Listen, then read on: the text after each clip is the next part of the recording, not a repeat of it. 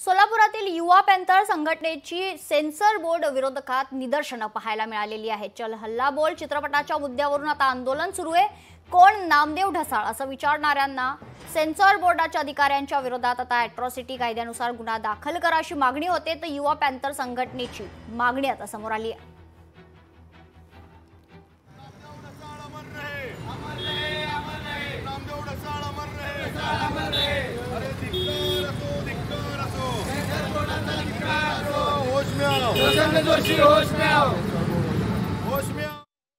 जर या ठिकाणी नामदेव ढसाळांबद्दल अवहेलना करणाऱ्यावर कारवाई करून त्यांना बडतर्फ करण्यात आलं नाही आणि त्यांच्यावर अॅट्रॉसिटीचा गुन्हा दाखल करण्यात आला नाही तर यापुढे सेन्सॉर बोर्डाच्या चेअरमॅनच्या तोंडाला इथली आंबेडकरी जनता असेल, इथला विद्रोही साहित्यिक असेल किंवा इथला प्रत्येक लेखक, साहित्यिक, कवी, कवयित्री असेल, हे तोंडाला काळ फासल्याशिवाय राहणार नाहीत। लोकशाही मराठी ऐका, पहा, जागरूक रहा।